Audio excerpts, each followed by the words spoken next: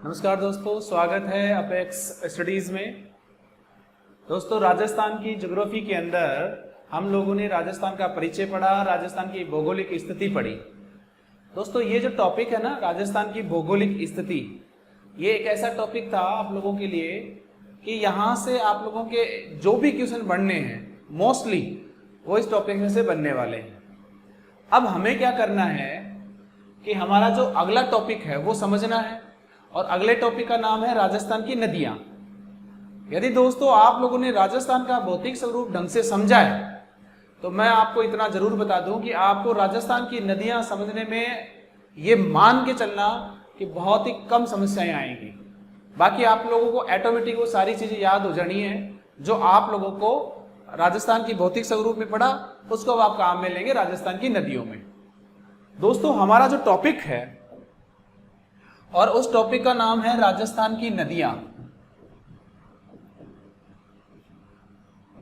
और राजस्थान की जो नदियां हैं उसको हम लोग 3 भागों में बांटते हैं मुख्यतया। नंबर 1, अरब सागर का अपवा तंत्र।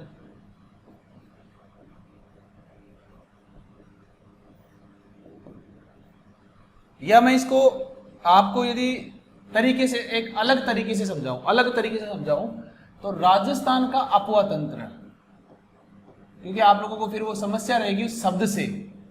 अपवा तंत्र, अपवा तंत्र का मतलब होता है कि जो नदी होती है उस नदी में कहां से कहां तक का पानी एरिया आता है या पानी कवर होता है, उसको कहते हैं अपवा तंत्र। ठीक है। अब हमारे राजस्थान का जो अपवा तंत्र है उसको हम 3 भागों में बांटते हैं। नंबर 1, अरब सागर का अपवा तंत्र। नंबर 2, बंगाल की खाड़ी का अपवा तंत्र। और नंबर 3, अंतः प्रवाह अपवा तंत्र।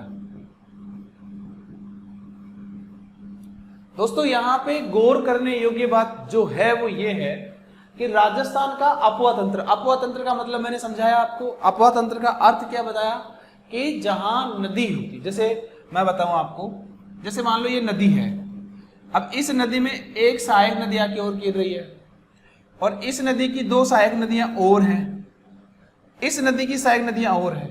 तो ये जो मुख्य नदी थी ना, इस मुख्य नदी में कहां तक का पानी आ रहा है? इस एरिया तक का।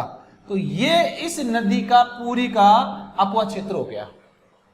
तो हमें राजस्थान का अपवा तंत्र पढ़ना है।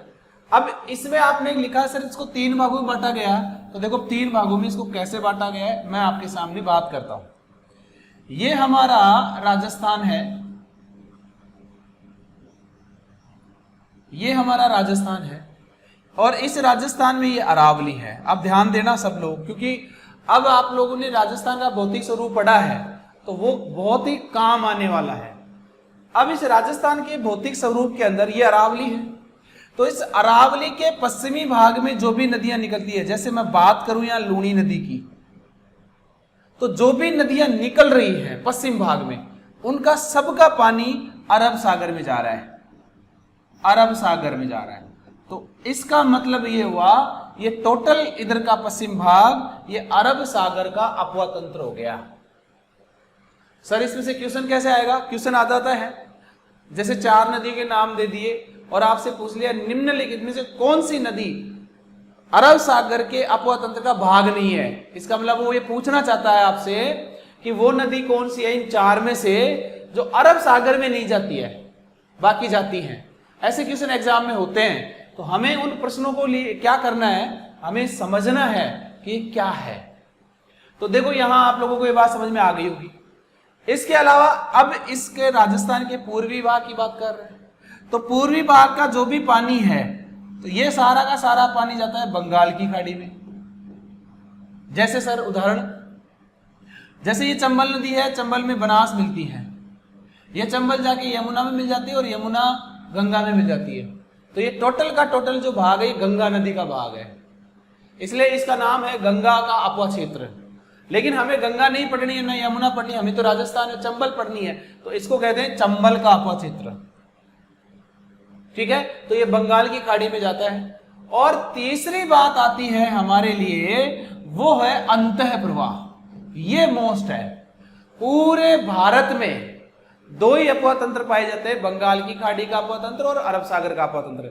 लेकिन राजस्थान में 3 पाए जाते हैं, और उसमें एक जो आता है उसका नाम है अंतः प्रवाह। अंतः प्रवाह का मतलब है वे नदियां जो अपना पानी किसी मुख्य नदी में ले जाकर नहीं डालती। वे नदियां जो पानी किसी मुख्य नदी में ले जाकर नहीं डालती, वो बहते हुए किसी झील में गिर के समाप्त हो जाती हैं, या फिर पानी के अंदर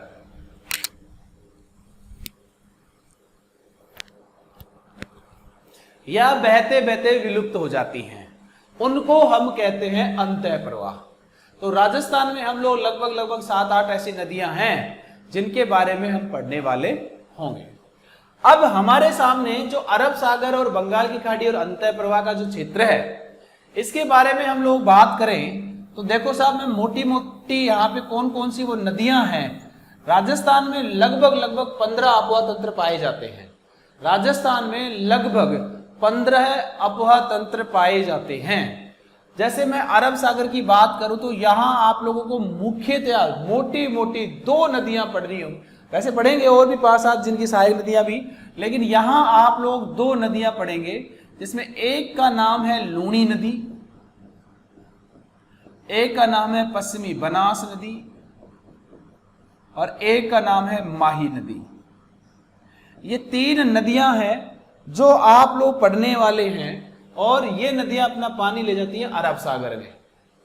बंगाल की खाड़ी में आप जो मुख्यतः पढ़ने वाले हैं चंबल नदी, बनास जो इसी की सहायक है चंबल की, बाणगंगा नदी नहीं,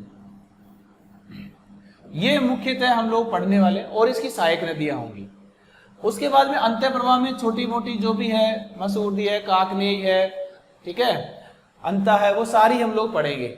लेकिन दोस्तों यहां पर एक प्रश्न आता है, और वो प्रश्न मैं आपको बता देता हूं। ये जो अफवाह तंत्र है उसको बांटने वाला कौन है? अरावली। तो अरावली पर्वतमाला, इसको हम लोग यूं कर सकते हैं इस प्रश्न को, अरावली राज्य का सबसे बड़ा जल विभाजक है।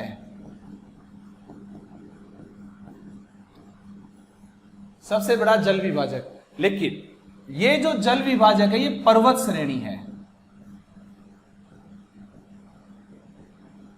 ध्यान रखना इस बात का, पर्वत श्रेणी है। यदि जल विभाजक में पठार का नाम आ जाए, दोस्तों इस बात पे ध्यान रखना है कि यदि आप लोगों के यहां पठार का नाम पूछ ले तो अब आपको इस पठार का जो आंसर देना है नाम, वो नाम होगा भोराट का पठार। ये राजस्थान का प्रमुख जल विभाजक पठार है। पठार का नाम पूछे तो भोराट का पठार, पर्वत श्रेणी का नाम पूछे तो अरावली पर्वतमाला। उम्मीद करता हूं ये दोनों प्रश्न आप लोगों को समझ में आ गए होंगे। अब हम लोग एक स्टेप आगे लेते हैं। दोस्तों बात आती है कि सर हम लोग जब नदियां पढ़ेंगे उसमें से अब सबसे पहले पढ़ेंगे बंगाल की खाड़ी की नदी का अफवाह तंत्र। तो अब हम लोग देखते हैं एक बार कि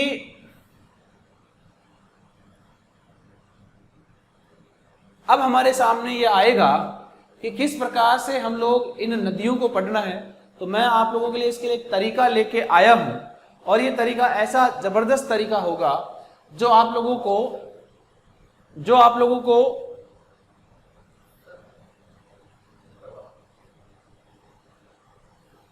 ये बताने वाला है कि जो नदियां हैं वो कैसे बहती हैं, कैसे निकलती हैं, और हम इसको बहुत ही अच्छी तरीके से ये क्लियर करने वाले हैं।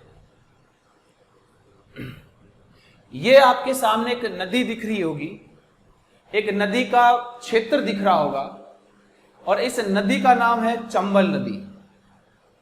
दोस्तों अब आप लोग यहां पे एक चीज देखेंगे कि ये चंबल नदी है, और इस चंबल नदी का ये प्रवाह क्षेत्र है। मैं आपको ये बता दूं कि मैं आपको ये जो नदी है ये 2 तरीके से पढ़ाने वाला हूं, क्योंकि जो सबका दिमाग होता है वो अलग अलग प्रकार से होता है, और मैं उम्मीद करता हूं ये दोनों तरीके आप लोगों को समझ में आएंगे। मैं कोशिश करूंगा कि ये दोनों समझ में आए, और आएंगे, ये पक्का है, आप लोगों को ये समझ में आएंगे। तो देखो आप लोगों के सामने ये एक नदी है, चंबल नदी। चंबल नदी का ये अपवाह चित्र हम लोग पढ़ने वाले हैं। अब यहां पर ध्यान देना, क्योंकि यहां मैं इसको समझा रहा हूं और उसके बाद में आपको एक पूरा फ्लो चार्ट से आपको और भी चीजें दोबारा से क्लियर कराऊंगा। सबसे पहले चंबल नदी है, इसको चरणवती भी कहते हैं, राजस्थान की कामधेनु भी कहते हैं, राजस्थान की 12 नदी भी कहते हैं, क्योंकि ये 12 महीने बहती है। अब सबसे पहले बात आती है, सर निकलती कहां से है? तो आप लोग यहां देख सकते हैं, यहां लिखा हुआ है जनापाव की पहाड़ी, और ये जो जनापाव की पहाड़ी है, ये जनापाव की पहाड़ी महू इंदौर एमपी में पड़ती है। जो इंदौर जिला है, आप लोगों ने देखा होगा, भारत स्वच्छता अभियान के तहत भारत का सबसे स्वच्छ जिला आ रहा है लगातार 4-5 बार सालों से, तो वो इंदौर है। और इस इंदौर एमपी में पड़ता है, उसमें एक जगह है महू, जहां पहाड़ी का नाम है जनापाव की पहाड़ी। यहां से ये नदी निकलती है। यहां से निकलने के बाद ये एमपी में बहती है, और एमपी में बहने के बाद मैं उम्मीद, अब देखो ध्यान से देखना, क्योंकि देखो राजस्थान की जो ज्योग्राफी है ना, इस राजस्थान की ज्योग्राफी 1-2 टॉपिक ये हैं जो कभी समझ में नहीं आते। जैसे कुछ लोगों को, जैसे राजस्थान की मृदा है, ये टॉपिक मामला बैठता ही नहीं है लोगों को कि सर ये क्या है, कैसे समझ में आएगा, ये बड़ा पेचीदा सवाल होता है। तो पेचीदा सवाल है, इसलिए कोई टेंशन नहीं लेनी है अपने को। क्यों नहीं लेनी है? क्योंकि सवाल नॉर्मली हम लोग इसको पढ़ के करके पढ़ रहे हैं। तो देखो जनापाव की पहाड़ी चंबल, और चंबल जो है यहां से निकल कर नदी ये राजस्थान में आने से पहले एमपी में बह रही है। लेकिन जैसे ही राजस्थान में एक जगह है, और उस जगह का नाम है 84गढ़। 84गढ़, और ये 84गढ़ पड़ता है भैंसरोडगढ़ में, भैंसरोडगढ़। और ये भैंसरोडगढ़ जो पड़ता है, ये आपको मैं बता दूं चित्तौड़गढ़ में पड़ता है। कहां पड़ता है? चित्तौड़गढ़ में पड़ता है। ठीक है दोस्तों, अब देखो मैं इसको आप लोगों को एक तरीके से, एक तरीका और है मेरे पास जो मैं आपको बता देता हूं। जैसे यहां पर ये राजस्थान में बना रहा हूं, ये राजस्थान में आपके सामने बना रहा हूं, और यहां पर ये नदी यहां से निकल रही है और राजस्थान में प्रवेश, तो यहां जो जगह है उस जगह का नाम है 84गढ़। यहां से प्रवेश करने के बाद में ये हमारे यहां चित्तौड़, चित्तौड़ से कोटा, कोटा से बूंदी, और बूंदी से सवाई माधोपुर, और सवाई माधोपुर से जाके ये चली जाती है करौली धौलपुर की सीमा बनाते हुए यूपी में, और यूपी में एक जगह है इटावा, और इटावा में जाकर ये एक नदी है जिसका नाम है यमुना नदी। उस यमुना नदी में जाके ये मिल जाती है। तो देखो दोस्तों, सबसे पहले मैंने आपको जो समझाया है वो यही समझाया है कि जनापाव की पहाड़ी से निकल रही है, जनापाव की पहाड़ी से राजस्थान में ये प्रवेश करती है, उसका नाम 84गढ़ है जो चित्तौड़गढ़ में पड़ता है। और फिर कोटा, कोटा के बाद में बूंदी, बूंदी सवाई माधोपुर, करौली और धौलपुर से होते हुए ये इटावा में यूपी में जाके मिल जाती है। ओके, अब आप लोग यहां देखेंगे कि आपको एक चीज और सिखाता हूं मैं, और वो ये है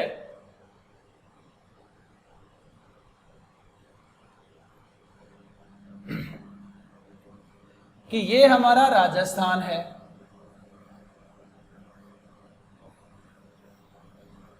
अब इसमें यहां पर ये भैंसरोडगढ़ वाला भाग है, यहां से ये नदी निकलती है और इधर आते हुए ये यूं चली जाती है इस प्रकार से। ये हम लोगों ने पढ़ लिया।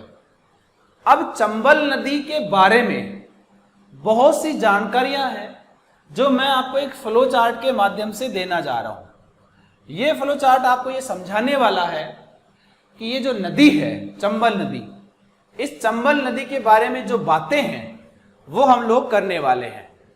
तो देखो दोस्तों, ये बातें जो होंगी,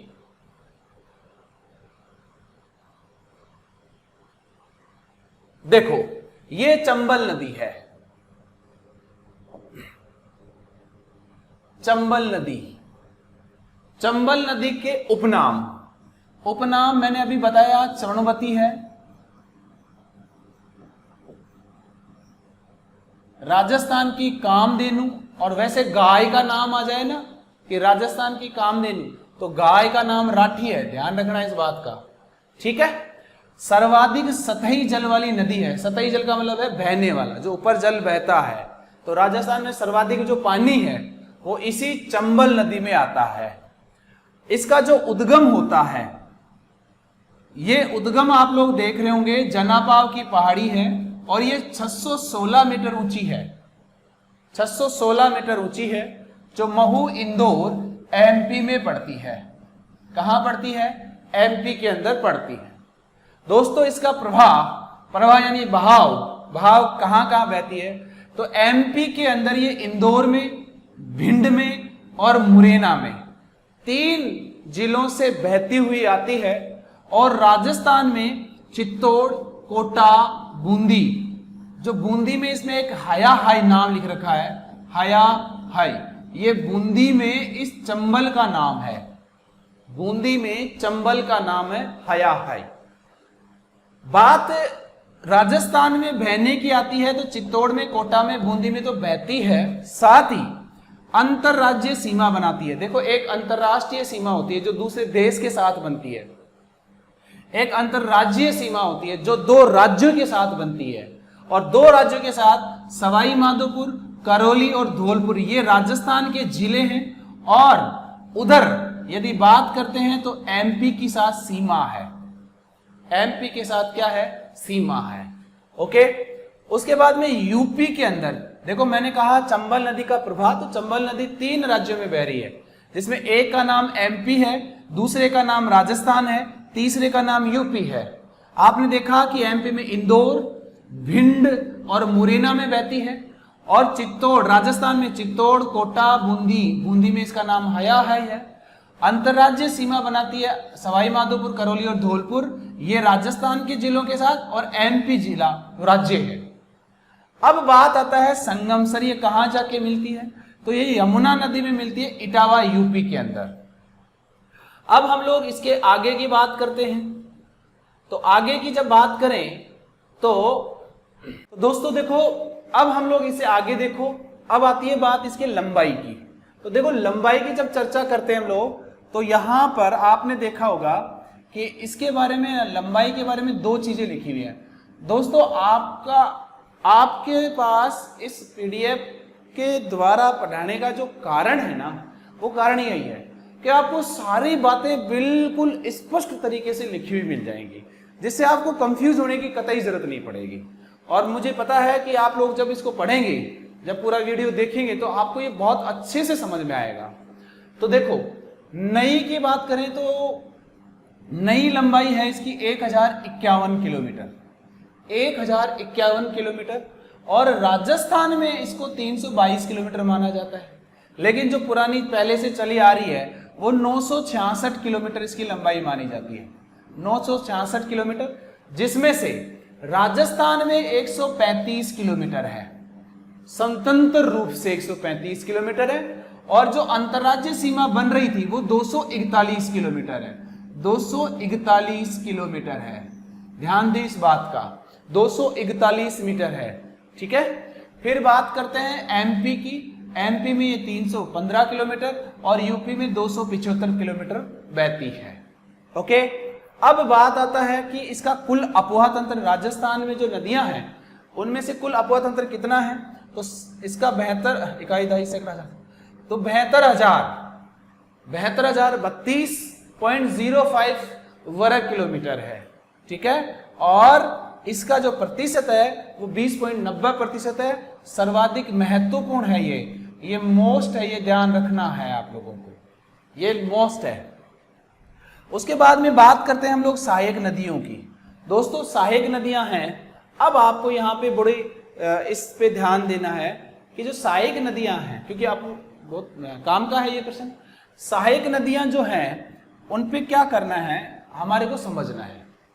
देखो दोस्तों, सहायक नदियों की जब चर्चा करते हैं तो यहां पर एमपी के अंदर इसमें ये जो नदियां हैं, सिवान, रेतम और सिप्रा, ये 3 नदियां हैं जो चंबल नदी में मिलती हैं एमपी के अंदर ही, हमें इससे कोई लेना देना नहीं है, ये प्रश्न याद नहीं करना है। लेकिन हमारे जो प्रश्न आता है कि राजस्थान में दाईं ओर से और बाईं ओर से मिलने वाली नदियां, ये बहुत ही मोस्ट इंपोर्टेंट क्वेश्चन है दोस्तों। हमें इस बात को ध्यान रखना होगा और याद करना होगा। देखो दोस्तों, दाईं ओर से जैसे इधर ये नदी बह रही है इस प्रकार से, अब इस प्रकार से नदी, तो जिधर नदी का मुंह है उधर ही मुंह रखना है और फिर इसका दायां बायां करना है। तो देखो, आप लोग देख रहे होंगे कि ये तो होता है अपना दायां और ये होता है अपना बायां। तो इधर से जो आ रही है नदियां, इधर से यूं, ये है दाईं ओर से मिलने वाली, और इधर से जो नदियां आ रही हैं ये हैं बाईं ओर से मिलने वाली नदियां। तो ये हमारे प्रश्न है एग्जाम में आजकल, बड़ा ये पॉपुलर क्वेश्चन है ये। तो हमें क्या करना है कि दाईं ओर से मिलने वाली जो नदियां हैं उसमें काली सिंध है, आलनिया है, पार्वती है और कुन्नू है। जो आपको एक डायग्राम है जो आप लोगों को मैं पहले बता चुका हूं।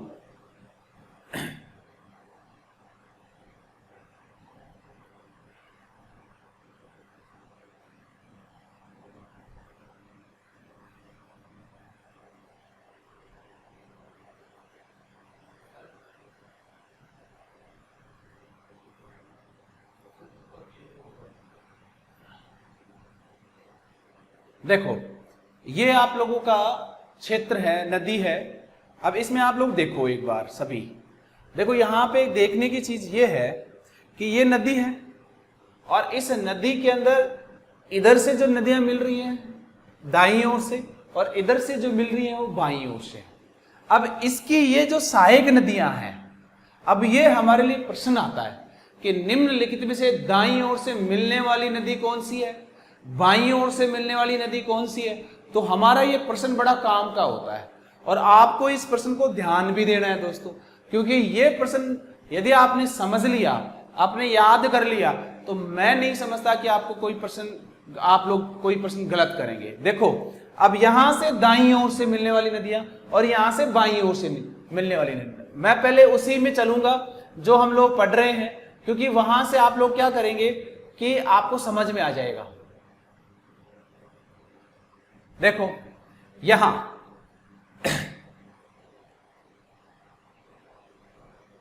सहायक नदियां, तो सहायक नदियों के अंदर हमारे पास देखो काली सिंध है और काली सिंध की 2-3 सहायक नदियां हैं, आहू नदी, परवन नदी और चंद्रभागा नदी।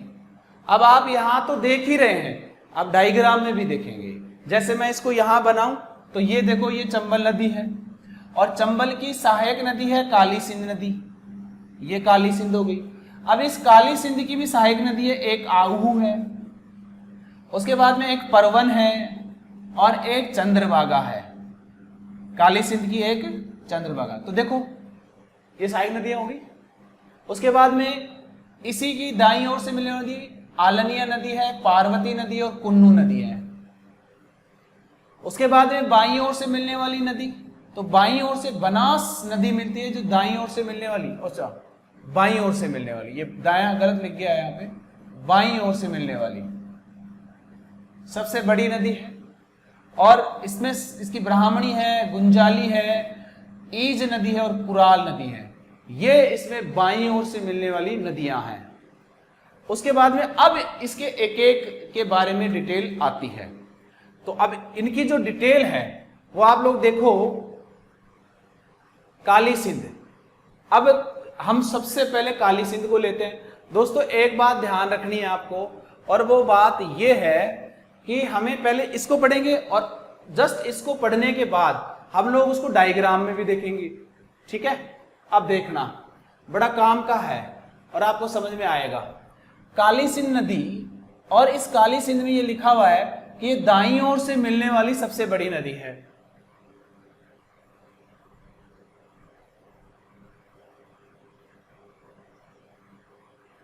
हाँ, अब देखो आप यहां पर ये लिखा हुआ है दाईं ओर से मिलने वाली सबसे बड़ी सहायक नदी है। बोला हाँ साहब सही है, पहला प्रश्न। दूसरा, इसका उद्गम कहां से होता है? बोले साहब ये बागली गांव से निकलती है। गांव का नाम है बागली गांव, बागली गांव। और ये बागली गांव पड़ता है देवास में, और जो देवास पड़ता है वो एमपी में पड़ता है। नंबर 1 बात करते हैं ये राजस्थान में प्रवेश। तो राजस्थान में रायपुर ये भिंदा गांव है झालावाड़ में। परवा इसका झालावाड़, बारा और कोटा में होता है, और संगम जाके ये नानेरा गांव कोटा में जाकर ये चंबल में मिल जाती है। परियोजना इस पे हरिश्चंद्र जो कोटा में बनी हुई है, और काली सिंध इसकी झालावाड़ में बनी हुई है, और इसकी साइड है। अब इसके बारे में मैं आपको देखो यहां बताता हूं। अब इसको आप डायग्राम में आराम से इसको समझ सकते हैं। देखो यहां पर ये आपकी काली सिंध नदी है, ये आपकी काली सिंध नदी है। यहां पर आप लोग देख सकते हैं, ये मैं लिख रहा हूं काली सिंध नदी। काली सिंध नदी बागली गांव देवास एमपी से निकल रही है, और यहां से निकलने के बाद में ये जाके कोटा में मिल रही है। इसका संगम कोटा में हो रहा है। बोले हाँ साहब सही है। उसके बाद में इसका प्रभाव मैंने आपको बताया कि झालावाड़ से निकलने के बाद में कोटा में जाकर ये कहां मिल जाती है, ये आप लोगों की चंबल में मिल जाती है। अब इसकी सहायक नदियां भी हैं। तो सर इसकी सहायक नदियां, तो इधर देखो ये रही परवन, परवन के बाद में इसके बाद में ये नदी है आहू नदी, और आहू नदी के बाद में चंद्रभागा नदी। मतलब आप लोग इसको इस तरीके से पढ़ सकते हैं। देखो अब मैं इसको दोनों तरीके से बता देता हूं। हमने ये चंबल नदी पढ़ रहे, इस चंबल नदी की सहायक नदी का नाम काली सिंध है, काली सिंध है। और इस काली सिंध का उद्गम होता है बागली गांव देवास में, और ये एमपी से निकलती है, लिखा हुआ है आराम से।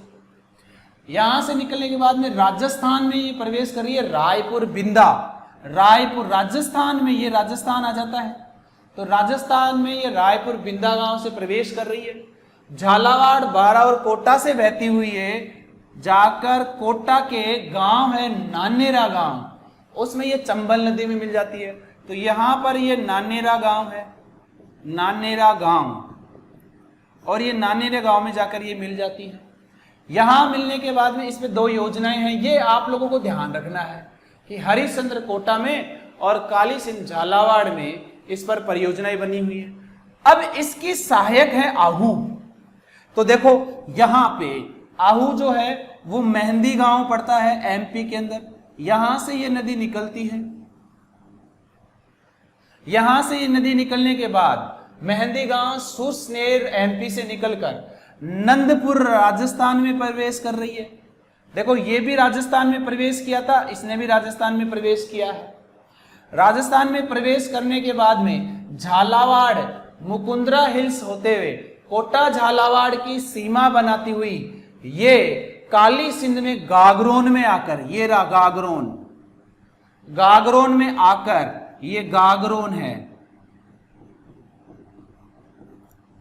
गागरोन में आकर ये मिल जाती है। और इस नदी का नाम क्या है, आहू नदी। ये किसकी साइड नदी है, काली सिंध की। देखो काली सिंध में जाके मिल रही है, गागरोन में जाके मिल रही है, और इस जगह ये, हाँ ये जो दोनों नदियां ये राज्य में प्रवेश कर रही है यहां से, और जहां गागरोन में जाके मिली है उस जगह का नाम है गागरोन। और इस गागरोन की यहां पर आपको सबको पता है कि एक किला बना हुआ है, किला जिसका नाम है गागरोन का किला, जिसको आप लोग राजस्थान का एकमात्र जल दुर्ग भी कहते हैं।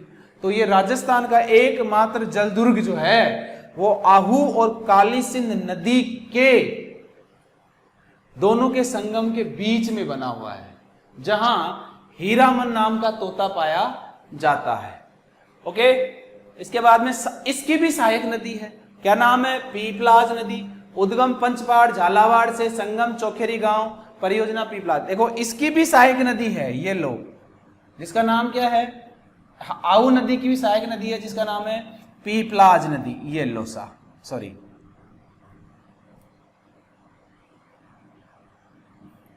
पीपलाज नदी, ये लो साहब। अब इसके बाद में आगे बढ़ते हैं, परवन नदी। तो पहले एक बार उसको दोबारा से मैं पढ़ा देता हूं जिससे आप लोगों को कोई कंफ्यूज नहीं रहे। देखो अब यहां आ चुके हैं हम लोग, अब इसको आप लोग देखिएगा। ये हमारी काली सिंध नदी है और ये नानेरा गांव में जाकर, कोटा में जाकर चंबल नदी में मिल जाती है। ये हमने पढ़ा, कोटा बारा झालावाड़ में बहती है। इसकी सहायक नदी का नाम आहू नदी है जो मेहंदी गांव एमपी से निकलती है और नंदपुर राजस्थान में ये प्रवेश करती है और गागरोन में जाकर ये काली सिंध में मिल जाती है। इन दोनों के बीच में गागरोन का दुर्ग है जो राजस्थान का एकमात्र जल दुर्ग है। इस आहू नदी की एक सहायक नदी है जो पंचपाड़ झालावाड़ से निकलती है जिसका नाम है पीपलाज नदी। ये जो पीपलाज नदी है, ये पीपलाज नदी जाके चोखेरी गांव झालावाड़ में पड़ता है। चोखेरी गांव में जाकर ये नदी आहू नदी में गिर जाती है और आहू अपना पानी ले जाकर काली सिंध को दे देती है और काली सिंध ले जाकर किसको दे देती है? चंबल को दे देती है। अब देखो यहां पर ये नंदपुर में राजस्थान में प्रवेश कर रही है और ये रायपुर में राजस्थान में प्रवेश कर रही है। यहां साफ साफ लिखा हुआ है राजस्थान में प्रवेश और ये दोनों ही झालावाड़ में पड़ते हैं। अब काली सिंध जो नदी है, इस काली सिंध की एक मुख्य नदी तो हमने पढ़ी है जिसका नाम है आहू, और आहू नदी की सहायक नदी का नाम है, सर ये थोड़ा बड़ा नहीं होगा?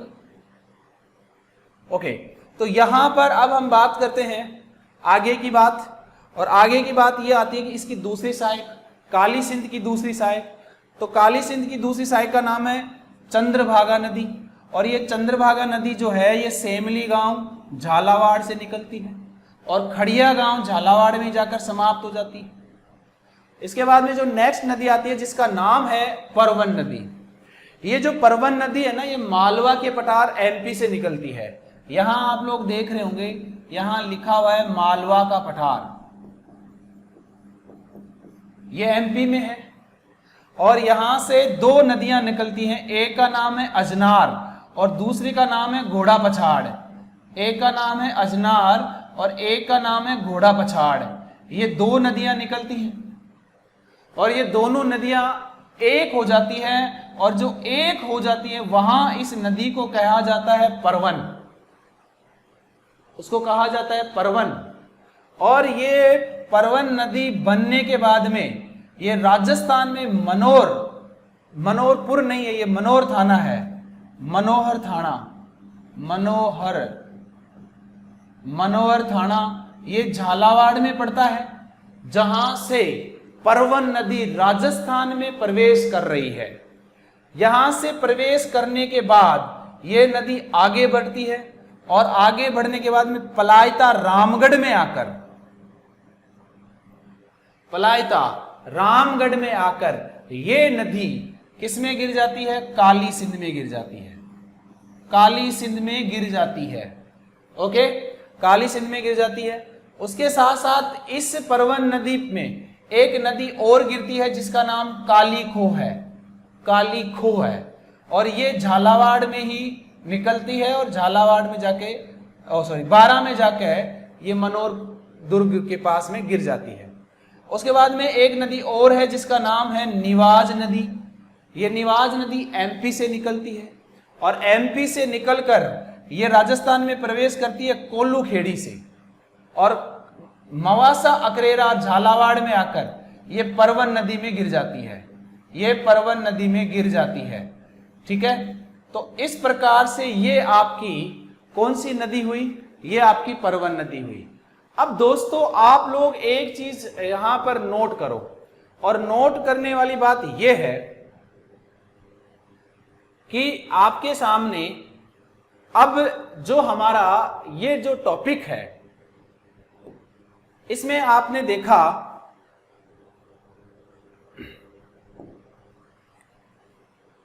कि देखो परवन नदी, अब परवन नदी का उद्गम देखो, आप अभी आप पढ़ चुके हो। परवन नदी उद्गम हो रहा है मालवा के पठार, घोड़ा पछाड़ और अजनार शाखाओं के रूप में, ये हमने पढ़ा। राज्य में प्रवेश, ये मनोहर थाना खरीबोर नामक एक स्थान है, वहां से प्रवेश कर रही है। प्रवाह इसका झालावाड़ बारावा में होता है। संगम पलायता रामगढ़ काली सिंध में हो रहा है इसका। परियोजना चमली परियोजना झालावाड़ में बनी हुई है। और सहायक नदी, तो अभी हमने सहायक नदी पढ़ी थी जिसका नाम था, एक का था निवाज नदी। देखो निवाज नदी है, निवाज नदी का उद्गम हो रहा है राजगढ़ से। राजगढ़ में राज्य में प्रवेश कर रही है कोल्लू खेड़ी से। कोल्लू खेड़ी के बाद में संगम इसका मवासा अकरेरा में हो रहा है। सहायक इसकी भी, निवाज की भी सहायक है धार और छापी। उसके बाद में कालीखो नदी है जिसका उद्गम झालावाड़ में और संगम मनोहर थाना दुर्ग के पास परवन में हो जाता है। इसके अलावा और भी सहायक है आमझर उजाड़, ये भी परवन नदी की क्या है, सहायक नदी है। ओके, तो अब आप लोग ने देखा कि ये जो आपकी चंबल नदी है इसकी सहायक नदियां हैं। उसके बाद में एक चंद्रभागा नदी है जो सहायक नदी है, ये काली सिंध की सहायक नदी है। और सेमली गांव झालावाड़ से खड़िया गांव झालावाड़ में काली सिंध में मिल जाती है। उसके बाद में आती है पार्वती नदी। तो देखो इसका उद्गम जो हो रहा है पार्वती नदी का, ये सीहोर एमपी से होता है, सीहोर एमपी से हो रहा है। राज्य में परिवास ये करियाहट 12 से हो रही है। और संगम इसका पालिया गांव कोटा में होता है, 12 के साथ ये प्राकृतिक सीमा बनाती है। इसकी भी सहायक नदियां हैं और इन सहायक नदियों का नाम जो है वो है अंधेरी, अंधेरी, अहेरी, रेतीली, लासी, बरनी, बेतली, डुराज, बिलास, बाणगंगा जो हाड़ोती से निकलती है, ये इसकी सहायक नदियां हैं पार्वती की। उसके बाद में हम बात करते हैं कुन्नू नदी की। कुन्नू नदी का उद्गम गुना एमपी से होता है। राज्य में प्रवेश ये मुसेरी गांव से करती है और करौली के साथ प्राकृतिक सीमा बनाते हुए चंबल में गिर जाती है। उसके बाद में अब देखो यहां से पढ़ने के बाद हम आपको दोबारा उस पे लेके चलते हैं जहां सहायक नदियां हैं। देखो दोस्तों, इसको आप लोग एक चीज से देखेंगे, ये चंबल नदी है और इस चंबल नदी की ये सहायक नदी थी काली सिंध। इस काली सिंध की सहायक नदी थी आहू। इस आहू नदी की सहायक नदी थी पीपलाच। इसके अलावा काली सिंध की जो सहायक नदी है वो चंद्रभागा। इधर से नदी आती है जिसका नाम है परवन। परवन की एक घोड़ा पछाड़ और अजनार के नाम से निकलती है, समझ रहे हैं। और यहां पर इसी परवन की 2 सहायक नदियां हैं जिसमें एक का नाम है कालीखो और एक का नाम जो है वो है निवाज नदी। उसके बाद में हम लोग आगे बढ़ते हैं, इसके बाद इसके यहां बढ़ते हैं। सहायक नदी का नाम है पार्वती नदी जो सीहोर एमपी से निकल रही है। राजस्थान में प्रवेश करती है करियाहट 12 से। जगह का नाम आप लोग देख रहे होंगे, ये करियाहट है, यहां लिख देता हूं मैं करियाहट। और ये करियाहट 12 में पड़ता है। ये 12 से प्रवेश कर रही है राजस्थान में। और राजस्थान में प्रवेश करने के बाद में ये एमपी पाल या कोटा में जाकर कोटा और 12 के साथ प्राकृतिक सीमा बनाते हुए ये चंबल नदी में गिर जाती है। इसकी भी सहायक नदियां दे रखी हैं अंधेरी, रेतीली और अहेरी। उसके बाद में एक सहायक नदी और है जो इसके दाईं ओर से मिल रही है जिसका नाम है कुन्नू। कुन्नू नदी गुना एमपी से निकलती है। इसकी राजस्थान में ये प्रवेश करती है मुसेरी गांव से। एक गांव का नाम है मुसेरी गांव। राजस्थान में प्रवेश कर रही है कुन्नू नदी और ये 12 के साथ एमपी में 12 में प्रवेश कर वापस एमपी में जाकर और फिर वापस से जाकर ये सीमा पर ये चंबल नदी में मिल जाती है। दोस्तों इतनी बात समझाने के बाद मैं आप लोगों को एक बात और समझाने वाला हूं। इसको दोबारा से इस बोर्ड पे कोशिश करूंगा कि इसको मैं आपको बता दूं। देखो हम लोगों ने चंबल नदी पढ़ी है। इस चंबल नदी का उद्गम हुआ जनापाव की पहाड़ी से। इसकी जो सहायक नदी थी उसका नाम था काली सिंध।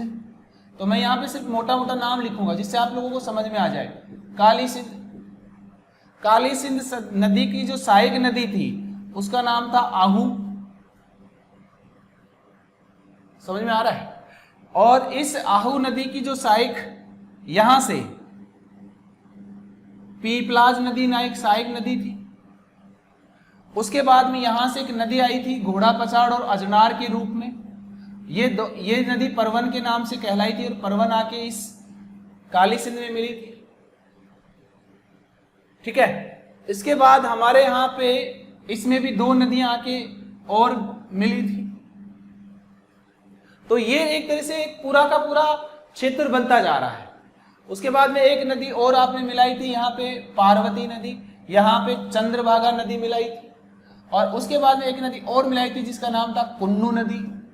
ये कुन्नू नदी थी, ये पार्वती नदी थी, ये परवन नदी थी, ये काली सिंध नदी है और ये चंद्रभागा नदी है। तो ये बातें जो आप लोग अभी देख रहे हैं ये आपने पढ़ लिया। अब इसमें से सर हमारे प्रश्न कैसे आएंगे, कौन सी नदी किसकी सहायक है, ये तो सीधा सीधा ही प्रश्न है।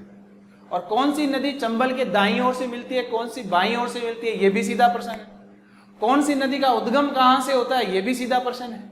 कौन सी नदी राजस्थान में राज्य में कहां से प्रवेश करती है, वो भी हमारा प्रश्न है।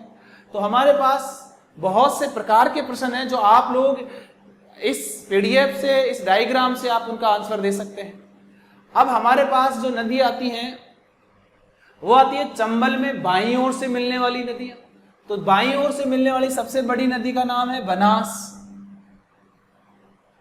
नदी, जो सवाई माधोपुर में जाकर रामेश्वर नामक स्थान पर ये जाके इसमें मिलती है। तो देखो आपको यहां पर आप लोग देखेंगे कि हमारे यहां पर देखिए ये चंबल नदी का उत्तरी भाग है, बायां भाग है। अब देखो यहां से इसमें एक गांव, एक नदी का नाम है गुंजाली नदी। और ये जो गुंजाली नदी है वो नीमच एमपी से निकल रही है, राजस्थान में प्रवेश करती है ये दौलतपुरा से। और दौलतपुरा के बाद में अरनिया गांव पड़ता है चित्तौड़गढ़ में, और यहां जाकर ये नदी मिल जाती है चंबल नदी में। यहां मिलने के बाद में आगे बढ़ते हैं। आगे वाली जो नदी है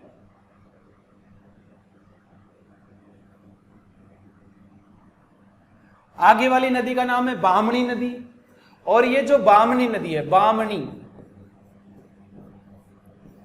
ये बामणी नदी हरिपुरा बेंगू चित्तौड़ से निकल रही है। और ये भैंसरोडगढ़ में जो चित्तौड़ में पड़ता है वहां जाकर ये चंबल नदी में मिल जाती है, चंबल नदी में मिल जाती है। और इस चंबल और इस बामणी नदी के संगम पर दुर्ग बना हुआ है और उस दुर्ग का नाम है भैंसरोडगढ़ दुर्ग। ओके। उसके बाद में एक नदी और है इज नदी, ये भैंसरोडगढ़ से निकलती है और भैंसरोडगढ़ में ही जाकर ये चंबल नदी में मिल जाती है। 3 पहली गुंजाली। अब मैं इसको दोबारा से नहीं बताऊंगा, ध्यान दे लेना। ये गुंजाली है, गुंजाली के बाद में दूसरी बामणी नदी है, बामणी नदी के बाद में तीसरी ईज नदी है। चौथी नदी की बात करते हैं 2 नदियां और 2 शाखाओं के रूप में निकल रही है। इस नदी का नाम है मांगली नदी।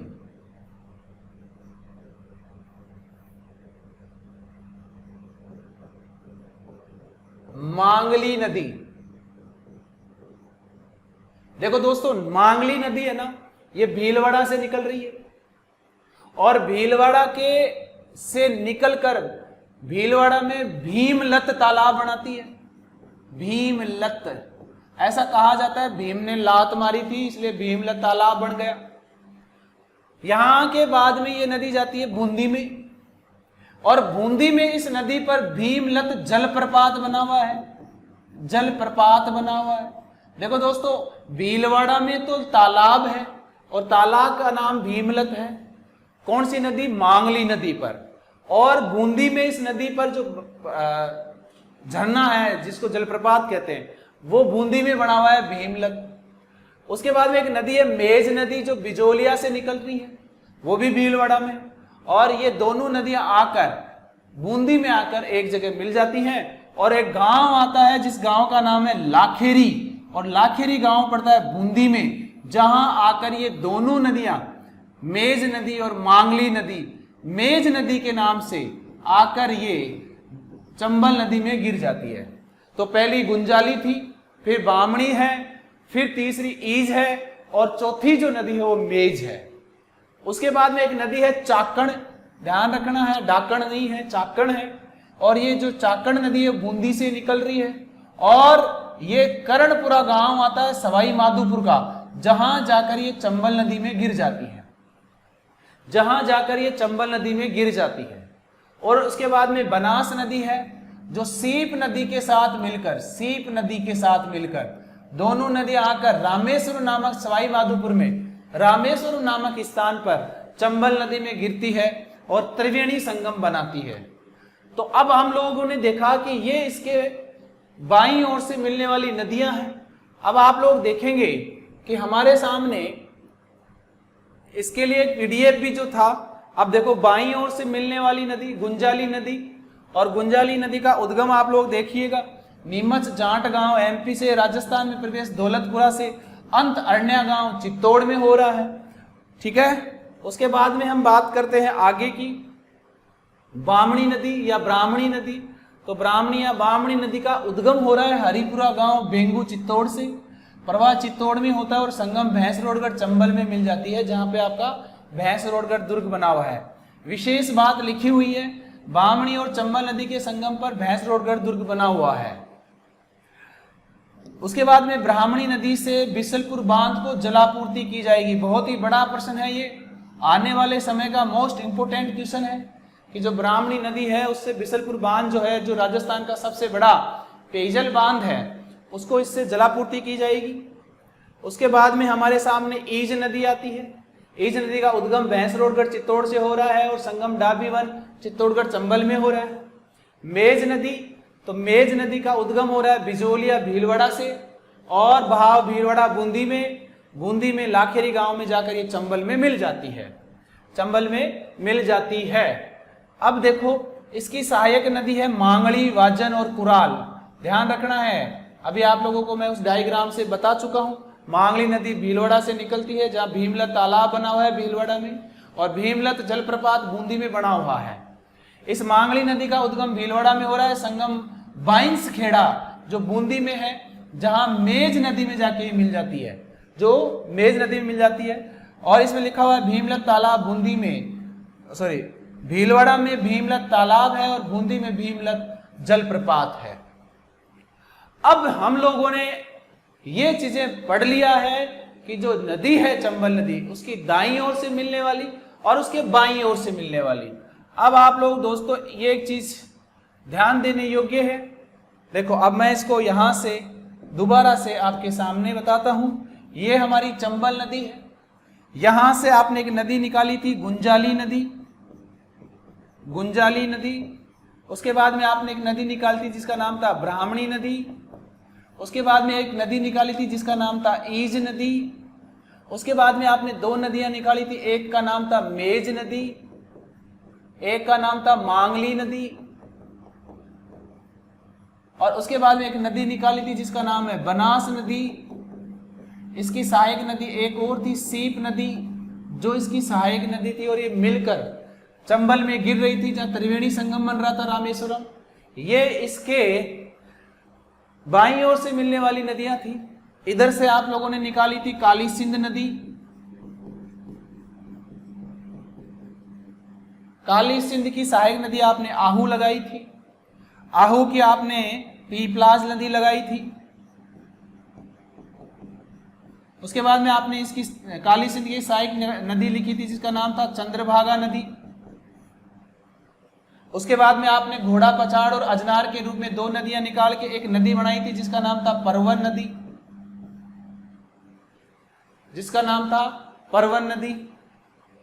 उसके बाद में हमारे सामने एक नदी, इसकी सहायक नदी बनाई थी जिसका नाम था निवाज नदी। उसके बाद में आपने एक नदी बनाई थी जिसका नाम था पार्वती नदी। इसकी सहायक आपने रेतीली, अहेरी, अंधेरी बनाई थी। उसके बाद में एक नदी और बनाई थी जिसका नाम था आपने कुन्नू नदी। तो दोस्तों ये आप लोगों ने नदियां पढ़ी हैं, मैंने आप लोगों को 3 बार रिपीट किया है। अब इनका उद्गम, इनकी दाईं ओर से मिलने वाली, इसकी बाईं ओर से मिलने वाला, ये सब कुछ आप लोगों ने समझ लिया है। मैं उम्मीद करता हूं ये टॉपिक, ये जो चीज है वो आपको समझ में आई होगी। अब मैं आपको इसके आगे के लिए लेके चलता हूं कि ये जो नदी है, ये नदी 12मासी है, यहाँ हमेशा पानी होता है। और पानी होता है इसलिए इस नदी पर परियोजना बनाई हुई है, और उस परियोजना का नाम चंबल परियोजना है। ये जो चंबल परियोजना है ये राजस्थान और एमपी की 50-50 पार्टनरशिप की परियोजना है, 50-50% की परियोजना है। और ये प्रश्न बार बार एग्जामों में आ चुका है, बार बार एग्जामों में आ चुका है साहब कि साहब चंबल परियोजना है वो राजस्थान और मध्य प्रदेश की कितना कितना प्रतिशत है, 50-50%। इस चंबल परियोजना को जब बनाया गया तो इसके चरण थे 3, इसके चरण थे 3, और ये जो 3 चरण है वो आपके सामने हैं। और आपके जो सामने हैं तो आप लोग देखेंगे कि यहां पर प्रथम चरण है। ये जो प्रथम चरण आप लोग देख रहे हैं, इस प्रथम चरण पे इस नदी पर बांध बनाए गए 2, गांधी सागर बांध और कोटा बैराज। गांधी सागर बांध है एमपी के मंदसौर में, यहां पर 115 मेगावाट विद्युत का उत्पादन होता है। इसका निर्माण 1960 में हुआ था। अब आपको कुछ याद नहीं रखना है, आपको इतना याद रखना है कि गांधी सागर बांध कहां है, तो एमपी में है। ये बात आप लोगों को ध्यान रखनी है। उसके बाद में हम बात करते हैं कोटा बैराज। देखो एक होता है बांध और एक होता है बैराज। बैराज का मतलब हम यूं कह सकते हैं सिंचाई बांध, तो सिंचाई के लिए बनाया गया है, कोटा में है। बस अब यहाँ पे यदि आप लोग कोई और एग्जाम देते हैं, आपके लिए इतना ही है, लेकिन मान लो कि आपको और एग्जाम देना है तो इसके लिए एक बड़ा सा क्वेश्चन बनता है। और वो क्वेश्चन ये है कि इस कोटा बैराज से, क्योंकि सिंचाई बांध है और इस सिंचाई बांध है इसलिए इसके 2 नहरें निकाली गई है। और ये जो 2 नहरें हैं आप लोग देख सकते हैं। अब देखो इसको समझने की कोशिश करना। जो अभी यहां देखो ये नदियां हैं, वो सॉरी बांध है, ये चंबल नदी है। और ये प्रश्न भी आया हुआ है एग्जाम में कि चंबल नदी पर उत्तर से दक्षिण में क्रम लिखो कि कौन सा है, या दक्षिण से उत्तर में कौन सा है। ये एग्जाम, टीचर एग्जाम में क्वेश्चन भी आया हुआ है। तो गांधी सागर एमपी में बना हुआ है, आपको पता ही है। राणा प्रताप सागर ये बना हुआ है आपका चित्तौड़गढ़ के अंदर। फिर कोटा बैराज कोटा में है, और जवाहर सागर कोटा डैम जिसको आप लोग कहते हैं। तो देखो हम कोटा बैराज की बात कर रहे हैं अभी।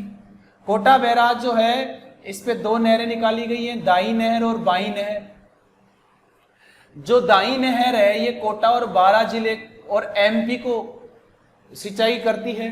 देखो इसको यूं बताता हूं मैं आपको, ये चंबल नदी है और चंबल नदी पे ये मान लो कोटा बैराज है। इस कोटा बैराज पे 2 नहरें निकाली गई है, एक इधर और एक इधर, ठीक है, एक दाई और एक बाई। तो ये दाई नहर, तो ये दाई नहर का मतलब ये इधर है वाली, और ये 3, एक कोटा को, इधर कोटा, इधर 12 और नीचे आपका एमपी, इनको सिंचाई करती है। तो कोटा और 12 जिले में और एमपी में 6 लिफ्ट नहरें हैं। लिफ्ट नहरें का मतलब होता है पानी को ऊपर उठाकर ले जाना। और इस कोटा में और 12 में 8 लिफ्ट नहरें, ठीक है। 8 लिफ्ट नहरों में कोटा के अंदर 2 हैं, दिगोद लिफ्ट नहर और जालीपुरा। ये थोड़ा बड़ा एग्जाम होगा, उसके लिए आपके काम की है। और 12 में 6 हैं, पंचेल, कंचारी, गणेशगंज, अंता लिफ्ट माइनर और सौरखंड है। उसके बाद में बाई नहर, ये कोटा, ये देखो ये बायां है, तो यहाँ पे कोटा और बूंदी है, तो कोटा और बूंदी को इससे सिंचाई होती है। उसके बाद हम लोग बात करते हैं तीसरे बांध की। जो तीसरा बांध है राणा प्रताप सागर बांध है, जो चित्तौड़ में है, ध्यान रखना। और इससे बड़ा क्वेश्चन जो है वो है कि भराव क्षमता के आधार पर ये राजस्थान का सबसे बड़ा बांध है भाई। इस बात का आप लोगों को ध्यान रखना है कि ये जो बांध है ये भराव क्षमता के आधार पर राजस्थान का सबसे बड़ा बांध है। कौन सा? राणा प्रताप सागर बांध, जो कहां पड़ता है? चित्तौड़गढ़ में पड़ता है। चित्तौड़गढ़ में पड़ता है, जो 110 मीटर लंबा और 360 मीटर ऊंचा है। विश्व का सबसे बड़ा बांध कहा जाता है इसे, भराव क्षमता के आधार पर। रावतभाटा जो बिजली घर है, परमाणु बिजली घर है, उसको इससे जलापूर्ति की जाती है। उसके बाद जो चौथा बांध है जो तृतीय चरण में बनाया गया था, जिसका नाम है जवाहर सागर बांध, कोटा और बूंदी की सीमा पर है। इसका जो निर्माण हुआ 1973 में हुआ और इसको चंबल का पिकअप बांध कहते हैं। पानी पिकअप का मतलब पानी को रोककर ऊंचा उठाकर काम में लिया जाता है। अब इसके ऊपर जो बने हुए हैं बांध, उसके बारे में आपको लोगों को बात मैं कर चुका हूं। तो दोस्तों इस प्रकार से और भी इसमें थोड़ी सी बातें हैं जो आप लोगों के सामने हैं, अन्य कुछ मोस्टली कुछ बातें हैं। त्रिवेणी संगम रामेश्वरम घाट है, आपको ये बात बताई हुई है। रामेश्वरम घाट जो पदरा गांव है, ये सवाई माधोपुर में पड़ता है। एक प्रश्न पूछ लिया था एक एग्जाम में, राजस्थान कांस्टेबल के एग्जाम में पूछा हुआ है, कौन से गांव में पदरा गांव, कौन सा गांव है? पदरा गांव। रामेश्वर धाम कहां पड़ता है? पदरा गांव में, जहां पे चंबल, बनास और सीप नदियां जाकर मिलती हैं। ये जो है इससे, ये जो अपनी चंबल नदी है, इस चंबल नदी पे एक जलप्रपात भी बना हुआ है, झरना जलप्रपात, जो राजस्थान का सबसे ऊंचा जलप्रपात है, जलप्रपात जिसका नाम है चूलिया जलप्रपात। ये जो है इसका नाम है चूलिया जलप्रपात, चूलिया जलप्रपात। और ये चूलिया जो जलप्रपात है ये राजस्थान का सबसे ऊंचा 18 मीटर ऊंचा है, जो कि भैंस रोडगढ़ चित्तौड़गढ़ में पड़ता है। हैंगिंग ब्रिज, आजकल चंबल नदी पे एक झूलता हुआ पुल बनाया गया है, कोटा में है, जिसकी लंबाई 1.5 किलोमीटर है। नदी चंबल आपको पता ही है। चंबल संरक्षित क्षेत्र की बात करते हैं तो इसमें चंबल नदी में घड़ियाल, डॉल्फिन मछली जिसको गांगे सूप कहा जाता है, और उदबिलाव का जो क्षेत्र है उसमें इसको संरक्षित किया गया है।